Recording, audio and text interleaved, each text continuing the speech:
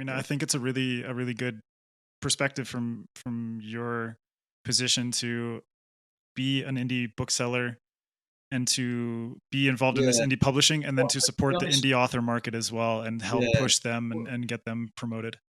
to be honest, I think a lot of the bigger shops would get behind it. I think that the problem with sort of Waterstones and places like that, that the problem that they have is that you've got so much shelf space, and because they're a massive company and they need to keep a constant trickle in. I think it's 33% of the shelf spaces for the bestsellers, so Margaret Atwood and authors like that, and then another 33% is for the classics, and then I think they split the last. I'm not too sure if this is the way they do it. The last bit might be split, so it's like new books and like the new bestsellers. So like Where the Crawdad Sings and stuff like that. That became massive, although that would probably be on a table.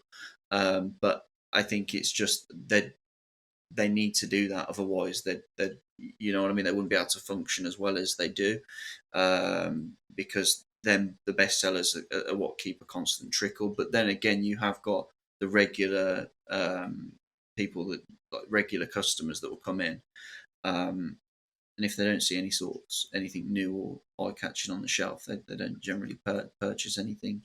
They'll pick up the odd book, and they'll go on hauls where they'll see stuff, and make a list and come in and just buy a lot. But I think that if they were to sort of add indies and some of the new authors that are coming out as well, I think they create a bigger sort of market for them. Yeah, I mean, the broken binding has already proven that there's an aching need for this kind of thing in the Yeah, industry, man. and people have Yeah, responded in kind. And yeah. how do you think the broken binding and your approach to doing things is more or less in dialogue with the larger, not necessarily more corporate, but the larger companies and the larger I booksellers think and how they do things? we're more sort of concentrated. So, I mean, I don't know. It's a bit of a difficult question. I think we're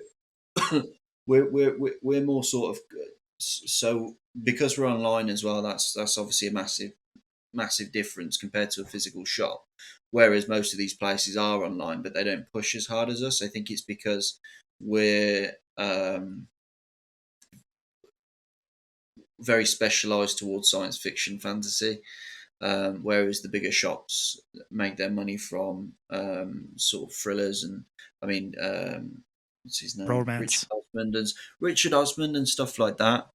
He's that's massive in the UK at the moment. His new one, and you've got there's like your standard fiction, books like The Beekeeper of Aleppo and stuff like that. That's the sort of stuff that keeps the big companies going. So they're going to throw their weight behind that sort of stuff.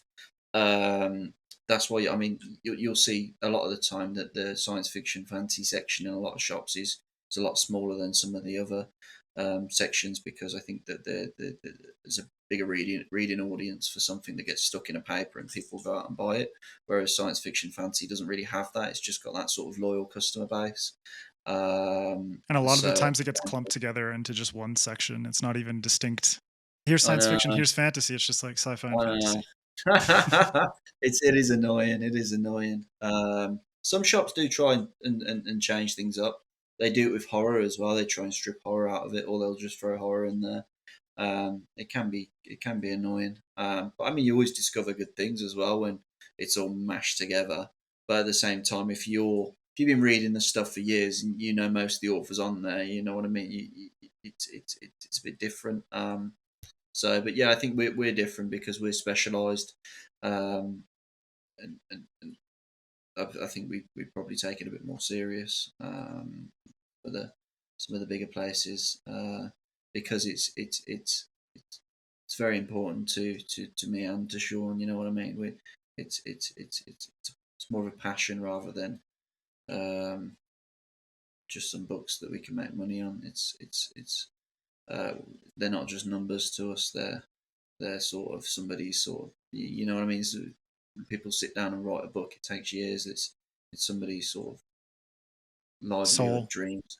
Yeah, it is. It's the soul. And again, that's really important to me as well.